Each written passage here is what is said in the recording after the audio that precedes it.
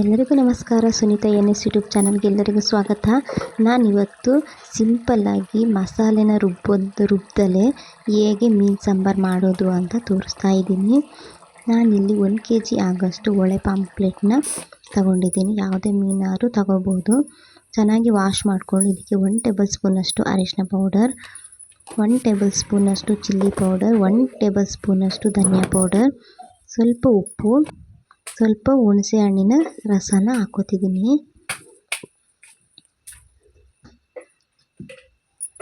ಹಾಕ್ಕೊಂಡು ಚೆನ್ನಾಗಿ ಮಿಕ್ಸ್ ಮಾಡ್ಕೋಬೇಕು. ಮಿಕ್ಸ್ ಮಾಡಿ ಪಕ್ಕಕ್ಕೆ ತೆಗೆದಿಡ್ತೀನಿ ಒಂದು 1/4 ಗಂಟೆ.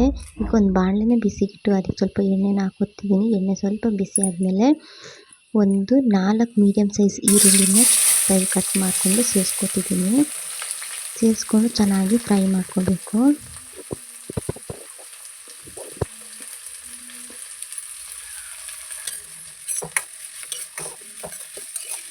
ಸ್ವಲ್ಪ ಫ್ರೈ ಆದಮೇಲೆ ಇದಕ್ಕೆ ಸ್ವಲ್ಪ ಬೇವಿನೆಲೆ, ಕರಿಬೇವಿನೆಲೆ, ಸ್ವಲ್ಪ ಶುಂಠಿ ಬೆಳ್ಳುಳ್ಳಿ ಪೇಸ್ಟ್ ಹಾಕ್ಕೊಂಡು ಒಂದ್ಸರಿ ಮಿಕ್ಸ್ ಮಾಡಿಕೊಂಡು ಇದಕ್ಕೆ ಒಂದು medium size tomato, 5 medium size ಟೊಮೊಟೊನ ಚಿಕ್ಕದಾಗಿ ಕಟ್ ಮಾಡಿಕೊಂಡು ಸೇರಿಸ್ಕೊಂಡಿದ್ದೀನಿ.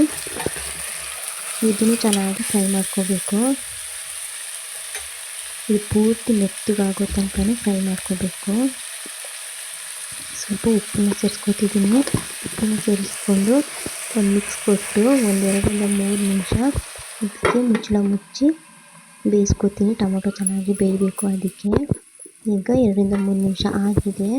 ಈಗ ಟೊಮೊಟೊ ಚೆನ್ನಾಗಿ ಬೆಂದಿದೆ.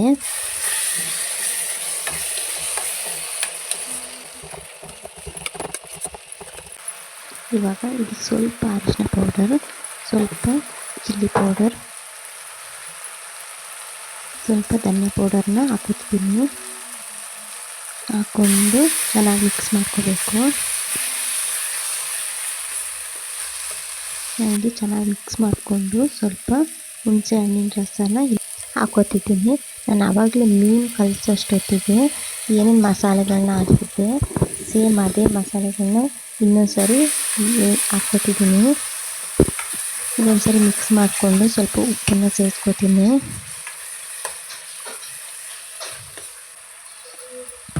ಉಪ್ಪನ್ನು ಸೇರಿಸ್ಕೊಂಡು ಇದಕ್ಕೆ ಸ್ವಲ್ಪ ನೀರನ್ನ ಸೇರಿಸ್ಕೊತೀನಿ. ನೀರನ್ನ ಸೇರಿಸ್ಕೊಂಡು ಚೆನ್ನಾಗಿ ಮಿಕ್ಸ್ ಮಾಡಿಕೊಂಡು ಮುಚ್ಚಳ ಮುಚ್ಚಿ ಒಂದು 2-3 ನಿಮಿಷ ಚೆನ್ನಾಗಿ ಮಸಾಲೆನ ಕುದಿಸ್ಕೋಬೇಕು. ಈಗ 2-3 ನಿಮಿಷ ಆಗಿದೆ.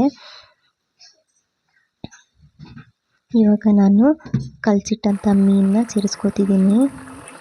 ಮೀನನ್ನ ಹಾಕ್ಕೊಂಡು ಮುಚ್ಚಳ ಮುಚ್ಚಿ ಮಸಾಲೆ ಜೊತೆ 7-8 ನಿಮಿಷ ಮೀನನ್ನ ಚೆನ್ನಾಗಿ ಮಸಾಲೆ ಜೊತೆ ಬೇಯಿಸ್ಕೋಬೇಕು.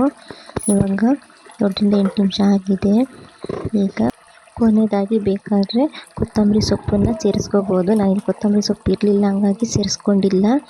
ಕೊತ್ತಂಬರಿ ಸೊಪ್ಪು ಸೇರಿಸ್ಕೊಂಡ್ರೆ ಚೆನ್ನಾಗಿರುತ್ತೆ.